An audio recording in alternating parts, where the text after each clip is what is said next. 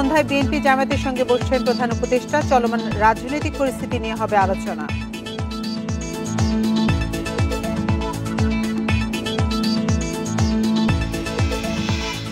অধ্যাপক ইউনূস দায়িত্বে থেকেই নির্বাচনের পথে নিয়ে যাবেন দেশকে, প্রত্যাশা নাহিদ ইসলামের।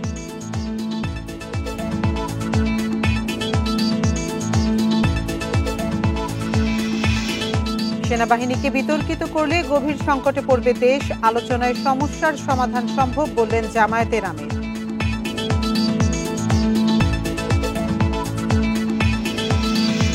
এই ঈদে জামা জুতো অ্যাক্সেসরিজের ডিসকাউন্ট। বগুড়ায় ছাত্রদল যুবদলের উদ্যোগে তারুণ্যের সমাবেশ, সমবেত নেতাকর্মীরা।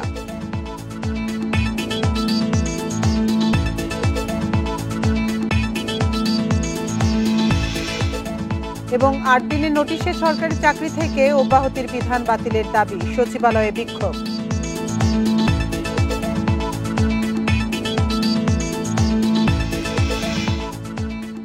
স্বাগত বিরতিহীন সংবাদ দুপুরে, আপনাদের সাথে আছি আমি আতিফ আঞ্জুমান। শিরোনাম শুনছিলেন এতক্ষণ, এবার চলে যাচ্ছি পুরো খবরে।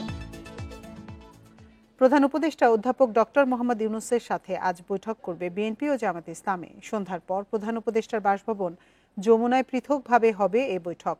বিএনপির প্রতিনিধি দলের নেতৃত্ব দেবেন ডক্টর খন্দকার মোশাররফ হোসেন, আর রাত ৮টার বৈঠকে জামায়াতের প্রতিনিধি দলের নেতৃত্ব দেবেন আমির ডাক্তার শফিকুর রহমান। জানা গেছে, বৈঠকে প্রধান উপদেষ্টার সাথে চলমান রাজনৈতিক পরিস্থিতি সহ নানা ইস্যুতে হবে আলোচনা। গত ১৬ এপ্রিল প্রধান উপদেষ্টা অধ্যাপক মোহাম্মদ ইউনূসের সাথে বৈঠক করে বিএনপি মহাসচিব মির্জা ফখরুলের নেতৃত্বে ৭ সদস্যের প্রতিনিধি দল। সেদিন নির্বাচন ও সংস্কার নিয়ে হয় আলোচনা। আর গত বৃহস্পতিবার দেশের বর্তমান পরিস্থিতিতে সর্বদলীয় বৈঠক ডাকার জন্য প্রধান উপদেষ্টার প্রতি আহ্বান জানিয়েছিলেন জামায়াতে ইসলামীর আমির শফিকুর রহমান।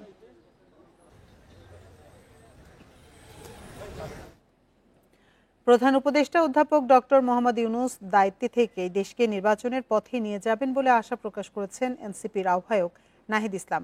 দুপুরে রাজধানীর বাংলা মোটরের কার্যালয়ে সংবাদ সম্মেলনে এই আশা প্রকাশ করেন তিনি। পরে নির্ধারিত সময়ের মধ্যে জুলাই ঘোষণাপত্রের পাশাপাশি বিচার, সংস্কার ও নির্বাচনের রোডম্যাপ একত্রে ঘোষণা করার আহ্বান জানান। নাহিদ ইসলাম বলেন, প্রধান উপদেষ্টাকে চাপ প্রয়োগ করে দাবি আদায়ের চেষ্টা করা হচ্ছে। পরে তিনি বলেন, জনগণের ভোগান্তি কমাতে আগে স্থানীয় নির্বাচন দেয়া দরকার। দেশের স্বার্থে যে কোনো সময় আলোচনার জন্য প্রস্তুত আছে এনসিপি। এ সময় নাহিদ ইসলাম আরও বলেন, দুই ছাত্র উপদেষ্টার সাথে এনসিপির কোনো সম্পর্ক নেই। তারা নির্বাচন বা রাজনীতি করতে চাইলে সরকার থেকে বের হয়ে করতে হবে। আমাদের বিভিন্ন জায়গায় আমাদের বক্তব্য আমরা দিয়েছি, আজকে আনুষ্ঠানিকভাবে আমরা সেই বক্তব্য প্রদানের জন্যই পরিস্থিতিতে নির্বাচন আয়োজন নয়, বরং জুলাই গণহত্যা সহ বিগত আমলের অপরাধ সমূহ এবং তার বিচার এবং রাষ্ট্রের মৌলিক সংস্কার মধ্য দিয়েই সরকারকে নির্বাচনের দিকে আসলে যেতে হবে। আমাদের আহ্বান থাকবে যে ডক্টর মোহাম্মদ ইউনূস তিনি দায়িত্বে থেকেই রাজনৈতিকভাবে সকল পক্ষের সাথে আলোচনা করে একটা সমাধানের দিকে যাবেন। নির্বাচনী অন্তর্বর্তী সরকারকে বাধ্য করতে চায় না জামায়াত। আলোচনার মাধ্যমে নির্দিষ্ট সময়ে নির্বাচন দেওয়া সম্ভব বলে জানিয়েছেন দলটির আমির ডাক্তার শফিকুর রহমান। সকালে রাজধানীর মগবাজারে দলীয় এক অনুষ্ঠানে এসব জানান তিনি। ডাক্তার শফিকুর রহমান বলেন, কোনো কারণেই সেনাবাহিনী বিতর্কিত হোক তা চায় না জামায়াতে ইসলামী। সেনাবাহিনীকে বিতর্কিত করলে দেশ গভীর সংকটে পড়বে। পরে তিনি বলেন, সম্প্রতি দেশে ঘটে যাওয়া অনেক ঘটনা বিচলিত করেছে সবাইকে, তবে জামায়াত সতর্ক রয়েছে। এর মধ্যে চলমান পরিস্থিতি নিয়ে কেন্দ্রীয় নেতাদের মধ্যে আলোচনা হয়েছে। জাতিকে অনিশ্চয়তার দিকে ঠেলে দেয়া কোনো অবস্থাতেই ঠিক হবে না।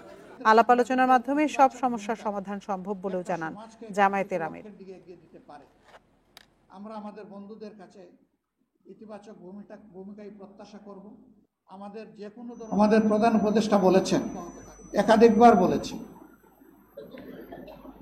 জাতীয় নির্বাচন তিনি এই বছরের ডিসেম্বর থেকে আগামী বছরের জুনের মধ্যে সম্পন্ন করতে চান। আমরা বারবার বলেছি, তাই তার এই কথার উপরে আমরা আস্থা রাখতে চাই। আমরা তাকেও বাধ্য করতে চাই না। আমরা কেন বাধ্য করতে যাব? কারণ তিনি তো সকলদের দ্বারা সমর্থিত। হাইকোর্ট নিয়ে বিরূপ মন্তব্য করায় এনসিপি উত্তরাঞ্চলের মুখ্য সংগঠক সার্জিস আলমকে লিগ্যাল নোটিশ পাঠানো হয়েছে। সকালে সুপ্রিম কোর্টের আইনজীবী মোহাম্মদ জসিম উদ্দিন এই লিগ্যাল নোটিশ পাঠান। নোটিশে সার্জিস আলমকে লিখিত ও সংবাদ সম্মেলন করে প্রকাশ্য ক্ষমা চাইতে বলা হয়েছে। গত 22 মে ইশরাক হোসেনকে ঢাকার মেয়র হিসেবে শপথ না পড়ানোর নির্দেশনা চেয়ে রিট খারিজ করে আদেশ দেন হাইকোর্ট। এই আদেশের পর সামাজিক যোগাযোগ মাধ্যম ফেসবুকের এক পোস্টে সার্জিস আলম হাইকোর্ট নিয়ে মন্তব্য করেন।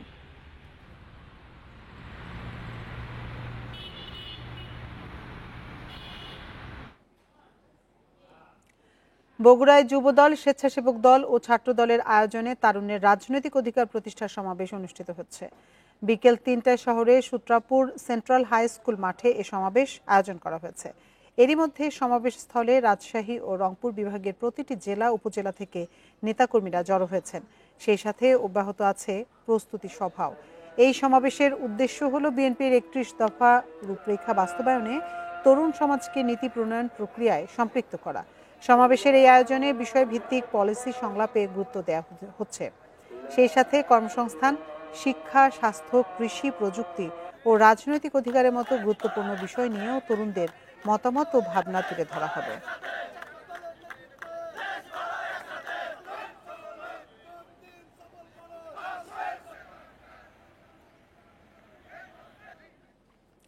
এ নিয়ে আলোচনাতে বগুড়া থেকে আমাদের সাথে যোগ দিচ্ছেন সহকর্মী জজিফ হোসেন। জজিফ, কিছুক্ষণ পর তো সমাবেশ অনুষ্ঠিত হচ্ছে, তো সমাবেশ স্থলের এই মুহূর্তে পরিস্থিতি কেমন দেখছেন আপনি? জি, সমাবেশ স্থলের এই মুহূর্তের পরিস্থিতি যদি আপনাকে আমি জানাতে চাই, তাহলে সকাল থেকেই আমরা দেখেছি বগুড়ায় কিন্তু বৃষ্টি পড়া শুরু হয়েছে এবং বৃষ্টিতে সমাবেশ স্থলে প্রায় বিভিন্ন জায়গায় কিন্তু পানি জমাট বেঁধে গেছে এবং এখানে আমরা দেখতে পেয়েছি যে 2টার পর থেকেই সমাবেশ স্থলে যারা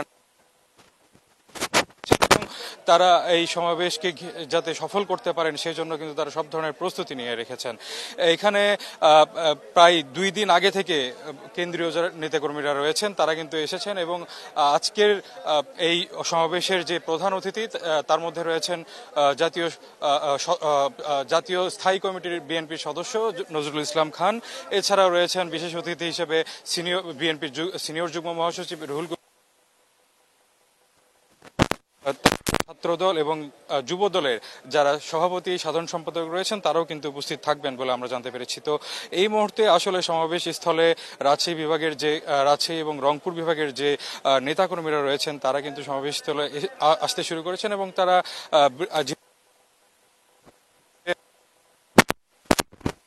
যে আসলে সমাবেশটি বেশ উৎসব মুখর এবং যে তারা আয়োজনের ব্যবস্থা করেছেন তারা কিন্তু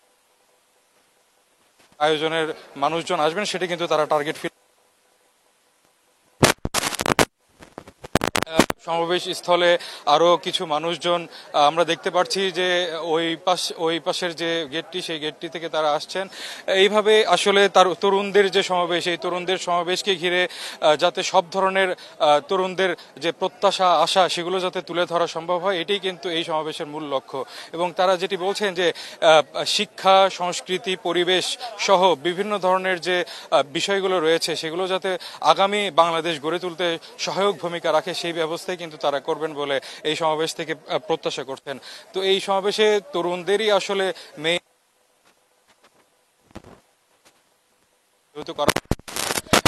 রুহুল কবির রিজভী থাকবেন এবং তারা তরুণদের উদ্দেশ্যে এবং তরুণদের কথা শুনবেন।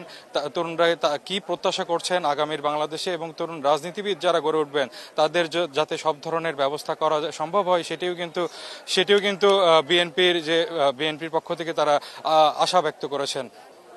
তো আসলে এই অবস্থায় আমরা এখানকার যারা স্থানীয় রয়েছে যে তরুণ প্রজন্ম যারা রয়েছে সেই তরুণ প্রজন্মের যে বিষয়গুলো তারা কিন্তু তুলে ধরার চেষ্টা করবেন এবং একই সাথে বগুড়া সহ আশপাশের যে জেলাগুলো রয়েছে সেই যে সমস্যাগুলো রয়েছে, নাগরিক সমস্যাগুলো রয়েছে, নাগরিক ভাবনা রয়েছে, তারা কিন্তু সেই ব্যবস্থা করবেন বলে এবং তুলে ধরবেন বলে আমরা জানতে পেরেছি। বগুড়া থেকে সবশেষ তথ্য জানাচ্ছিলেন সহকর্মী জজিফ হোসেন। সম্প্রতি আত্মপ্রকাশ করা এনসিপির যুব উইং জাতীয় যুবশক্তির নেতারা সাভার জাতীয় স্মৃতিসৌধে শহীদদের প্রতি শ্রদ্ধা নিবেদন করেন। সকাল 9টায় সাভার জাতীয় স্মৃতিসৌধের শহীদ বেদিতে ফুল দিয়ে তারা এই শ্রদ্ধা জানান। জাতীয় যুবশক্তির আহ্বায়ক অ্যাডভোকেট তরিকুল ইসলাম গণমাধ্যমকে জানান, জাতীয় যুবশক্তি অন্যান্য রাজনৈতিক দলের যুব সংগঠনের মতো হবে না। অন্যান্য রাজনৈতিক দলগুলো যুব সংগঠনকে ক্ষমতায় টিকে থাকার হাতিয়ার হিসেবে ব্যবহার করে, কিন্তু জাতীয় যুবশক্তি এসব থেকে বেরিয়ে এসে ভিন্নধর্মী একটা অবস্থান গ্রহণ করেছে। এ সময় তিনি আরো বলেন, যে কোনো ধরনের চাঁদাবাজি, টেন্ডারবাজি সহ সামাজিক অপকর্মের বিরুদ্ধে বলিষ্ঠ অবস্থানে থাকবে জাতীয় যুবশক্তি। এ সময় জাতীয় যুবশক্তির কেন্দ্রীয় নেতারা উপস্থিত ছিলেন।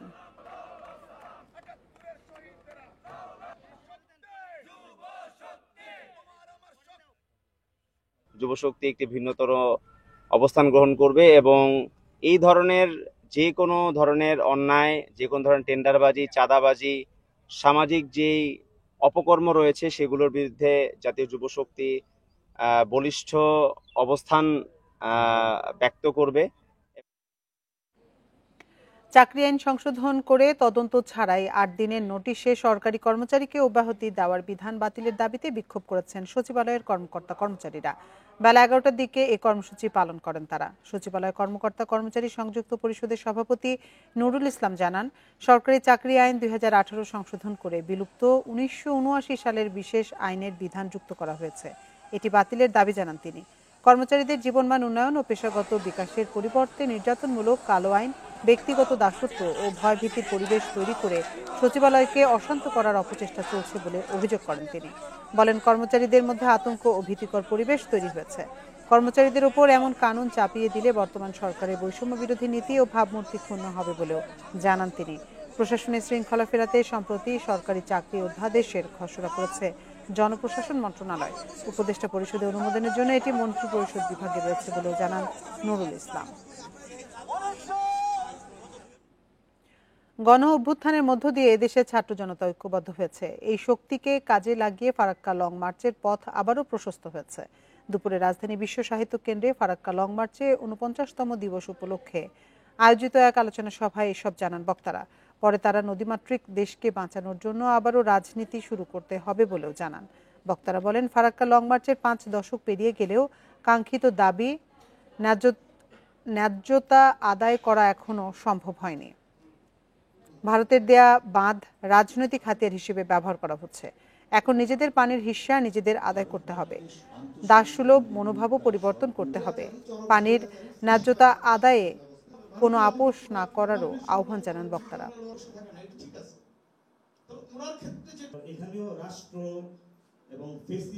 ১৭ বছর বাংলাদেশের বাঙালি জাতির কাঁধে বসে থাকা একটি ফ্যাসিবাদের অবসান হয়েছে, কিন্তু চরিত্রগতভাবে কি আমরা সেই জায়গা থেকে বের হতে পারছি? ফারাক্কা বাঁধ, সেটি যে আমাদের জন্য কত বড় মরণ ফাঁদ হতে পারে।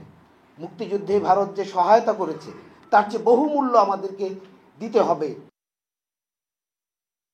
রাজধানী চাংখারপুলে ৬ জনকে হত্যা মামলায় সাবেক ডিএমপি কমিশনার হাবিবুর রহমান সহ ৮ পুলিশ সদস্যের আন্তর্জাতিক অপরাধ ট্রাইব্যুনালে আনুষ্ঠানিকভাবে চার্জ দাখিল করা হবে কাল। জুলাই আন্দোলনে মানবতা বিরোধী অপরাধের এটি প্রথম কোনো মামলার চার্জ দাখিল হবে। এরপরই শুরু হবে আনুষ্ঠানিক বিচার। এর আগে গত ২১ এপ্রিল এই মামলার তদন্ত প্রতিবেদন চিফ প্রসিকিউটরের কাছে জমা দেয় ট্রাইব্যুনালের তদন্ত সংস্থা। হাবিবুর রহমান ছাড়াও এই মামলার অন্য আসামিরা হলেন ডিএমপির সাবেক যুগ্ম কমিশনার সুদীপ কুমার চক্রবর্তী, রমনা জোনের সাবেক এডিসি শাহ আলম মোহাম্মদ আক্তারুল ইসলাম ও এসি মোহাম্মদ ইমরুল, শাহবাগ থানার সাবেক পুলিশ পরিদর্শক আরশাদ হোসেন, কনস্টেবল সুজন, ইমাজ হোসেন ও নাসিরুল ইসলাম। এর মধ্যে পলাতক ৪ জন। এদিকে আশুলিয়ায় ৬ মরদেহ পোড়ানোর মামলায় এরই মধ্যে তদন্ত শেষ হয়েছে। ২-১ দিনের মধ্যে প্রসিকিউশনের কাছে চূড়ান্ত প্রতিবেদন জমা দেওয়া হবে।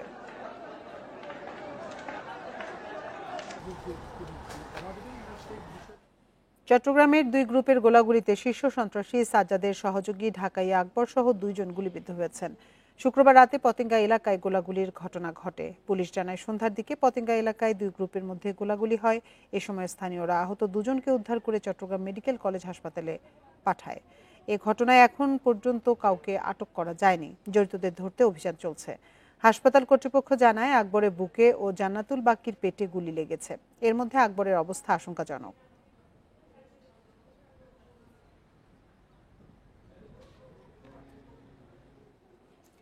নির্মাণের ৫ মাস পরেও বরিশালে চালু করা যায়নি চাল সংরক্ষণের অত্যাধুনিক সাইলো।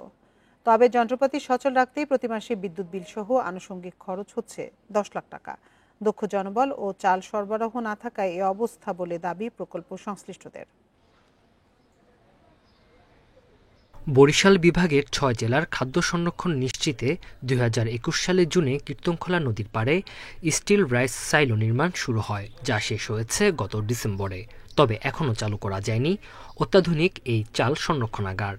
কাজ শেষ হয়েছে প্রায় ডিসেম্বরে। আমরা গভর্নমেন্টকে হ্যান্ডওভারের জন্য অ্যাপ্লাই করে রাখছি যে এটা হ্যান্ডওভারের জন্য, কিন্তু গভর্নমেন্ট এখনও নিতে পারে নাই।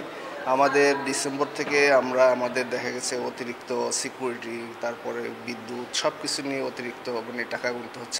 এখন পর্যন্ত কোনো চাল সংগ্রহ করা হয়নি এই সাইলোতে, তবে নির্মাণ শেষের পর থেকে যন্ত্রপাতি চালু রাখা হয়েছে। এতে প্রতি মাসে অপচয় হচ্ছে বিদ্যুৎ বিল। ওনাদের আসলে দক্ষ জনবলের একটা থাকতে পারে, তো ওনাদের কিছু লোক আসছে, ওনাদের আমরা ট্রেন আপ করতেছি, বা অলরেডি আমরা আরও বলছি যে আরও লোক পাঠান, আমরা ট্রেন আপ করে দেবো। আর ওনাদের নিতেছে না, যার কারণে আমাদের পার মান্থ অ্যাপ্রক্সিমেটলি প্রায় 10 লাখ টাকার মধ্যে আমাদের এক্সট্রা খরচ হতেছে, যেটা আমাদের লাভ থেকে এখন এটা লজের দিকে যাচ্ছে আর কি। ৪৮,০০০ মেট্রিক টন চালের গুণগত মান ৩ বছর পর্যন্ত বজায় রাখা সম্ভব এই সাইলোতে, তবে প্রয়োজনীয় জনবলের অভাবে এখনও তা চালু করা যায়নি। খাদ্য মন্ত্রণালয় থেকে জনবল দিয়েছে, তাদেরকে আমরা প্রশিক্ষণ দিচ্ছি এবং প্রতিনিয়ত আমরা এখানকার যে আমাদের মেশিনারিজ ইকুইপমেন্টগুলো আছে, কনভেয়ার বেল আছে, আমরা প্রতিদিন এগুলা ট্রায়ালের মধ্যে রেখেছি। বরিশাল বিভাগ থেকে ১৫ জন কর্মীকে সাইলো কাজে যুক্ত করা হয়েছে। কয়েকজনকে প্রশিক্ষণ দেয়া হলেও নিরাপত্তার অভাবে চালু করা সম্ভব হচ্ছে না। ডিজি মহোদয় যখন নির্দেশ প্রদান করবে যে মালামাল রিসিভ করার জন্য বা তারা দায়িত্বভার বুঝে নেওয়ার জন্য, যখন দায়িত্বভার বুঝে নেওয়া হবে তখন হয়তো আমরা কার্যক্রম চালু করব। ৩৩২ কোটি টাকা ব্যয়ে ৫.৫ একর জায়গার উপর নির্মাণ করা হয় অত্যাধুনিক এই চাল সংরক্ষণাগার। এটিকে কাজে লাগাতে দ্রুত ব্যবস্থা নেয়ার দাবি বরিশালবাসীর। Independent news. আপনারা দেখছেন বিরতিহীন সংবাদ দুপুর। সংবাদে আরো জানতে থাকছে। আসছে বাজেটে ঘাটতি জিডিপির ৪.২%, ব্যাংক খাত থেকে ১,২০,০০০ কোটি টাকা চায় সরকার।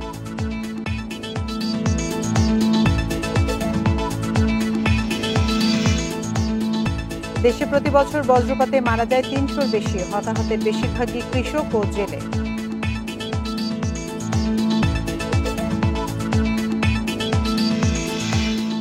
এবার আসন্ন বাজেট নিয়ে বিশেষ প্রতিবেদন।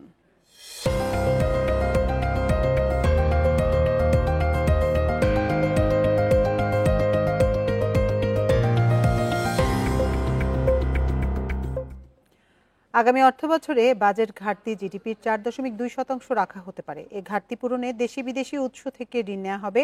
এবার ব্যাংক থেকে ঋণের লক্ষ্যমাত্রা ধরা হচ্ছে সর্বোচ্চ ১,২০,০০০ কোটি টাকা, যা চলতি অর্থবছরের তুলনায় কিছুটা কম। তবে অর্থনীতিবিদরা বলছেন, সরকার ব্যাংক থেকে বেশি ঋণ নিলে বিনিয়োগ ও কর্মসংস্থানে যেমন প্রভাব পড়বে, তেমনি ঝুঁকিতে পড়বে ব্যাংক খাত। প্রতি অর্থবছরে জিডিপির ৫% আশেপাশে থাকে বাজেট ঘাটতি। তবে আগামী অর্থবছরে ঘাটতি কমিয়ে ৪.২% রাখা হতে পারে। ঘাটতি পূরণে বেশিরভাগ ঋণই নেওয়া হবে দেশের ব্যাংক ব্যবস্থা থেকে। আগামী অর্থবছরে মোট ঋণের মধ্যে নিট বিদেশি ঋণের লক্ষ্যমাত্রা কিছুটা বাড়িয়ে ধরা হচ্ছে ১,১০,০০০ কোটি টাকা। বাকি ১,৩০,০০০ থেকে ৪০,০০০ কোটি টাকা হতে পারে দেশি ঋণ। এর মধ্যে ব্যাংক থেকে ঋণের লক্ষ্যমাত্রা ধরা হচ্ছে সর্বোচ্চ ১,২০,০০০ কোটি টাকা। উন্নয়ন প্রকল্প করতে গিয়ে তারা খুব বেশি ঋণ ব্যাংকিং সেক্টর থেকে নেবে না, কারণ কিছু কিছু ব্যাংকের তো লিকুইডিটি ক্রাইসিস আছে। অর্থাৎ সেখানে যদি সরকার যদি আবার তাদের পূর্বের বছরের তুলনায় অধিক পরিমাণে ঋণ নিতে থাকে, তবে প্রাইভেট সেক্টরে আবার ঋণ প্রাপ্তির সুযোগটা স্কুইজ হয়ে আসবে। চলতি অর্থবছরে সঞ্চয়পত্র বিক্রি থেকে ১৫,০০০ কোটি টাকা সংগ্রহের লক্ষ্যমাত্রা থাকলেও আগামী অর্থবছরে তা বাড়িয়ে ২০,০০০ কোটি টাকা করা হচ্ছে। অর্থনীতি বিশ্লেষকরা বলছেন, অনুৎপাদনশীল খাতে সরকারের ব্যাংক ঋণের নির্ভরতা বাড়তে থাকলে বেসরকারি খাতে ঋণ প্রবাহ কমবে, যার নেতিবাচক প্রভাব পড়বে বিনিয়োগ ও কর্মসংস্থানে। সরকার যদি অতিমাত্রায় ব্যাংক থেকে ঋণ নেয়, এটা অবশ্যই ব্যক্তি খাতের বিনিয়োগকে ক্ষতিগ্রস্ত করবে এবং সরকারের ঋণ নির্ভরতা বাড়বে। সরকারের যেটা ঋণ বাবদ যে সুদ পরিশোধের, সেটা কিন্তু বাজেটে আমরা দেখছি যে প্রতি বছরই বাড়ছে। তো এটা একটা সাস্টেনেবল একটা পথ না। চলতি অর্থবছরে ব্যাংক ব্যবস্থা থেকে 1,37,500 কোটি টাকা ঋণ নেওয়ার লক্ষ্যমাত্রা থাকলেও ৮ মাসে সরকার ঋণ নিয়েছে লক্ষ্যের 17%। দুর্নীতি, অনিয়ম বন্ধের পাশাপাশি পাচার হওয়া অর্থ ফিরিয়ে আনতে পারলে ব্যাংক ঋণ নির্ভরতা কমবে বলে মনে করেন বিশ্লেষকরা। ঘাটতি পূরণে ব্যাংক ব্যবস্থা থেকে সরকার বেশি ঋণ নিলে বেসরকারি খাতে ঋণ প্রবৃদ্ধির ওপর নেতিবাচক প্রভাব পড়ার আশঙ্কা রয়েছে। সুদ পরিশোধও ব্যয় করতে হবে বড় অঙ্কের অর্থ।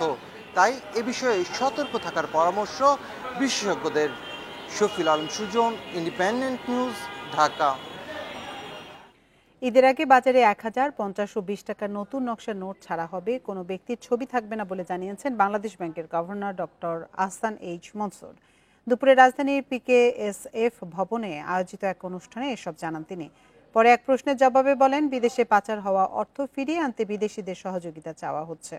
বিদেশে থাকা সম্পদ কেউ যেন বিক্রি না করতে পারে সেজন্য সংশ্লিষ্ট দেশগুলোকে জানানো হয়েছে। এর আগে অনুষ্ঠানে governor doctor Ahsan H Mansur বলেন, এজেন্ট ব্যাংকিং দ্রুত এগিয়ে যাচ্ছে, দেশকে ক্যাশলেসের দিকে নিয়ে যাওয়ার ব্যবস্থা করতে হবে। মোবাইল ব্যাংকিং বাড়ানোর মাধ্যমে ক্যাশলেস লেনদেন সহজ হবে, এতে বিশাল সাশ্রয়ও করা যাবে। এছাড়া কমবে দুর্নীতিও। পরে অনুষ্ঠানে PKSF এর সঙ্গে 5টি ব্যাংক ও একটি আর্থিক প্রতিষ্ঠানের চুক্তি স্বাক্ষর হয়।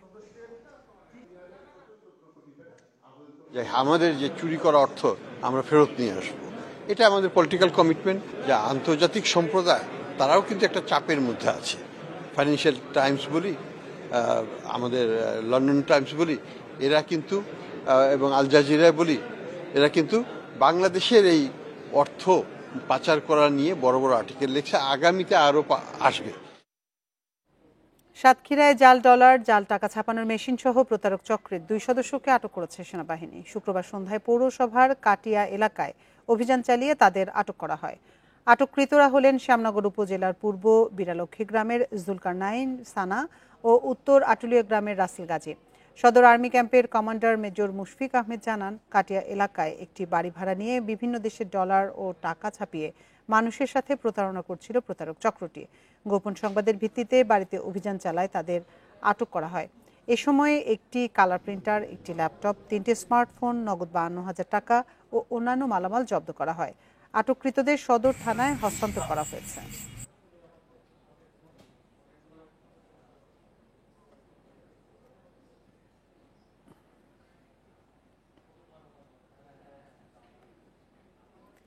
দেশে প্রতি বছর বজ্রপাতে মারা যায় 3 থেকে 350 মানুষ। তবে বজ্রপাতে মৃত্যুহার কমাতে পারে সচেতনতা।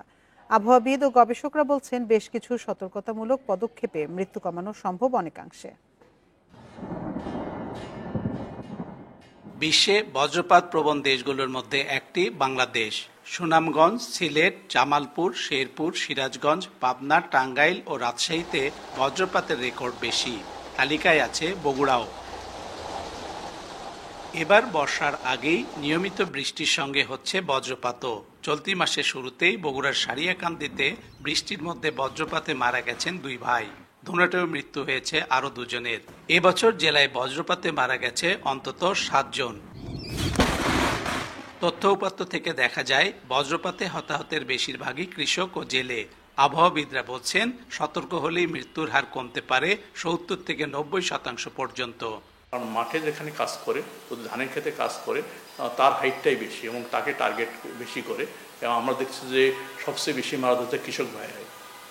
এই জন্য কৃষক ভাইদের বলবো, যখন এই ধরনের আকাশে কালো মেঘ দেখবে, যেহেতু এই মেঘটা খুব স্বল্প সময় থাকে, আধা ঘন্টা থেকে সর্বোচ্চ 1 ঘন্টার মতো থাকে, এই সময় তারা মাঠে কাজ করবে না। সেখানে কাছে যে যাত্রী ছাউনি রয়েছে সেখানে যে আশ্রয় নেবে। বজ্রপাতে হতাহত কমাতে বগুড়ায় সরকারি বেসরকারি উদ্যোগে অর্ধশত বজ্রপাত নিরোধক দণ্ড বসানো হয়েছে। এছাড়া স্থানীয় সরকার মন্ত্রণালয়ের উদ্যোগে চরে এ ধরনের দণ্ড বসানোর কাজ চলছে।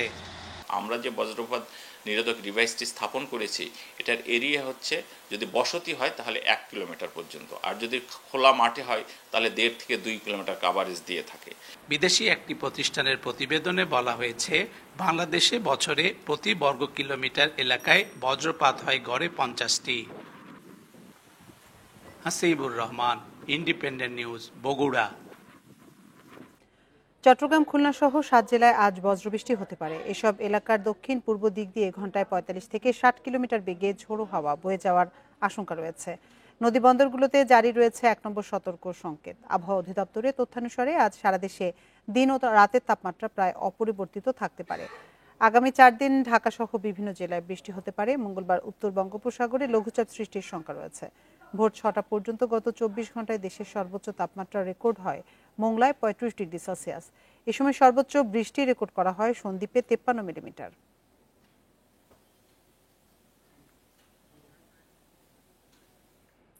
রাজধানী যাত্রাবাড়ি পার্কের পাশে বৃক্ষ মেলায় ককটেল বিস্ফোরণে 4 জন আহত হয়েছেন। তাদের মধ্যে গুরুতর আহত মোহাম্মদ জুয়েল নামে একজনকে ঢাকা মেডিকেল কলেজ হাসপাতালে ভর্তি করা হয়েছে। শুক্রবার রাত 11:15টার দিকে ঘটনা ঘটে। বিস্ফোরণে আহত বাকি 3 জন প্রাথমিক চিকিৎসার পর বাড়ি ফিরে গেছেন। স্থানীয়রা জানায়, যাত্রাবাড়ি পার্কের পাশে কয়েকদিন ধরে চলা বৃক্ষ মেলায় হঠাৎ ককটেল বিস্ফোরণ হয়। নার্সারি মালিক জানান, বিস্ফোরণে আহত জুয়েলের ক্ষত বেশি। পুলিশ বলছে, ককটেলটি একটি জর্দার ডিব্বায় স্কচ টেপ দিয়ে পেঁচানো ছিল। ফ্লাইওভার থেকে অজ্ঞাতনামা ব্যক্তিরা এটি নিক্ষেপ করেছেন বলে ধারণা করছে পুলিশ। আশপাশে সিসি ক্যামেরার ফুটেজ দেখে জড়িতদের শনাক্ত করার চেষ্টা চলছে। আমি আর কি সামনের দিকে ছিলাম, তো পেছনের দিকে বিপরীত দিকে ফিরে গাছ দেখাচ্ছে, প্রচন্ড শব্দ হইলো। পিছনের দিকে তাকালাম, আমরা ভাবলাম হঠাৎ করে গাড়ির টায়ার কি পাংচার হয়েছে কিনা বা বাস্ট হয়েছে কিনা। তো দেখলাম প্রচুর পরিমাণে ধোঁয়া এবং বিকট শব্দে আমাদের সবার কানটা কোনো কিছুই শুনতেছিলাম না। হাতে হয়েছে এই জায়গায় আর এই জায়গায়, আর পায়ের এখানে আর এইখানে, আর যে রগের ভিতরে মানে সম্ভবত ভারত ঢুকছে হয়তো বা ওইটি বের করার চেষ্টা করতেছে। কিশোরগঞ্জের ভৈরবে একটি পাইকারি জুতার মার্কেটে অগ্নিকাণ্ডের ঘটনা ঘটেছে। এতে পুড়ে ছাই হয়ে গেছে 12টি জুতার দোকান। শুক্রবার রাত 1টার দিকে পৌর শহরের লালু কালু পাদুকা মার্কেটে এ অগ্নিকাণ্ডের ঘটনা ঘটে। ভৈরব ফায়ার সার্ভিসের স্টেশন কর্মকর্তা আল আমিন জানান, রাত 1টার দিকে খবর পেয়ে ফায়ার সার্ভিসের 4টি ইউনিট ঘটনাস্থলে গিয়ে আগুন নিয়ন্ত্রণে কাজ শুরু করে। প্রায় 2 ঘন্টা চেষ্টায় আগুন নিয়ন্ত্রণে আসে। এ সময় পুড়ে ছাই হয়ে যায় 12টি জুতার দোকান। আগুনের সূত্রপাত ও ক্ষয়ক্ষতির পরিমাণ তাৎক্ষণিক জানা যায়নি।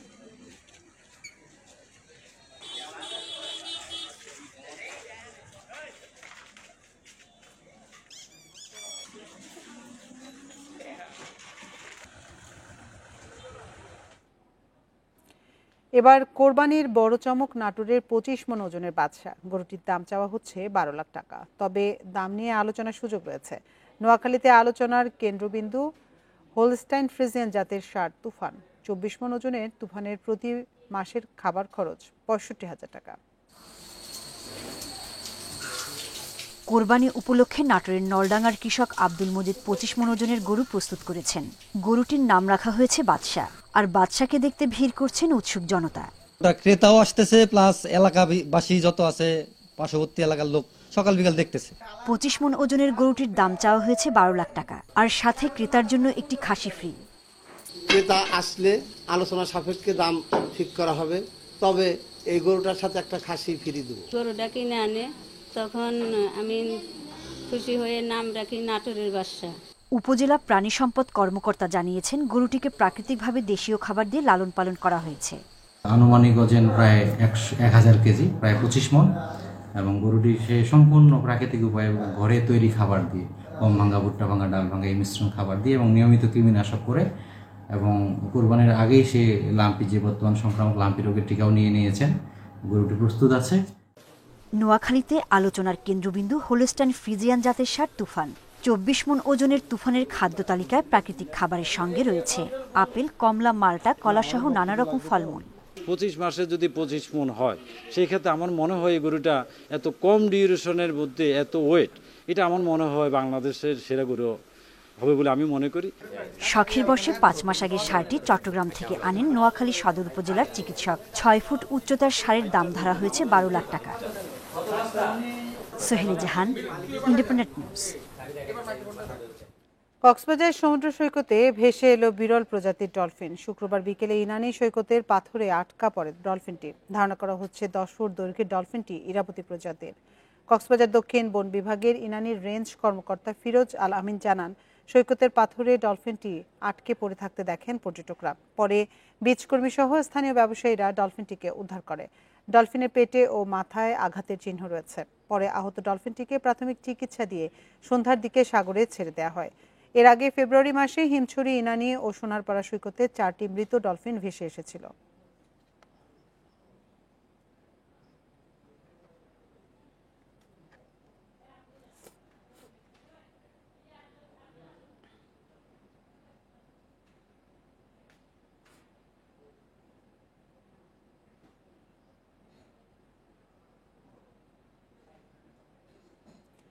জাতীয় কবি কাজী নজরুল ইসলামের 126তম জন্মবার্ষিকীর অনুষ্ঠান এবার কুমিল্লার মুরাদনগরের দৌলতপুরে অনুষ্ঠিত হচ্ছে।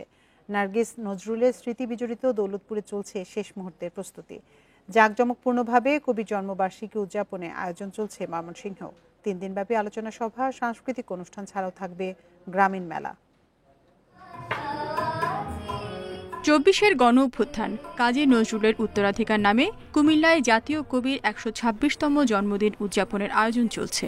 এর মধ্যে জেলা প্রশাসন ও নজরুল ইনস্টিটিউটের আয়োজনে সম্পন্ন হয়েছে চিত্রাঙ্কন, নাচ গান ও আবৃত্তি প্রতিযোগিতা।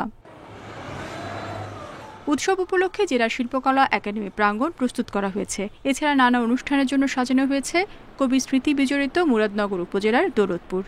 25শে মে এবং 27শে মে অনুষ্ঠান কুমিল্লা জেলা শিল্পকলা একাডেমিতে অনুষ্ঠিত হবে এবং 26 তারিখের অনুষ্ঠানটি আমাদের কুমিল্লা জেলার মুরাদনগর উপজেলার দৌলতপুরে অনুষ্ঠিত হতে যাচ্ছে। দিবসটি উদযাপন উপলক্ষে কবির বাল্যস্মৃতি বিজড়িত ময়মনসিংহে ত্রিশালেও নানা কর্মসূচি হাতে নিয়েছে স্থানীয় প্রশাসন। চলছে শেষ মুহূর্তের প্রস্তুতি। আমাদের ত্রিশালবাসীর দাবির প্রেক্ষিতে এবার প্রোগ্রামটি আমাদের নজরুল একাডেমির মাঠে অনুষ্ঠিত হচ্ছে। এখানে আমাদের বিশাল প্যান্ডেল হচ্ছে, জাতীয় পর্যায়ের সাথে মিল রেখে এবং প্রায় সমান আনুষ্ঠানিকতার মাধ্যমে আমাদের এই অনুষ্ঠানটি অনুষ্ঠিত হবে। কবির জন্মবার্ষিকী উপলক্ষে প্রতিবারের মতো এবারও মেলার আয়োজন রয়েছে। এর মধ্যে দেশের বিভিন্ন প্রান্ত থেকে এসেছেন ব্যবসায়ীরা। 4 থেকে 5 বছর ধরে আমি এখানে আসি। মেলা আসলে পরে বেচা কিনা মোটামুটি ভালোই হয়। 3টা গেট আছে, 3টা গেটে আমরা সার্বক্ষণিক সিসি ক্যামেরার ব্যবস্থা করব। এবার 25 মে থেকে 27 মে পর্যন্ত চলবে জন্মবার্ষিকীর অনুষ্ঠান। রেশমি নন্দী, ইন্ডিপেন্ডেন্ট নিউজ। আর এই ছিল বিরতিহীন সংবাদ দুপুরের আজকের আয়োজনে। ইন্ডিপেন্ডেন্ট টেলিভিশনের সব খবরে বিস্তারিত জানতে চোখ রাখুন ফেসবুক, ইউটিউব এবং এক্সে। এতক্ষণ সাথে থাকার জন্য ধন্যবাদ সবাইকে।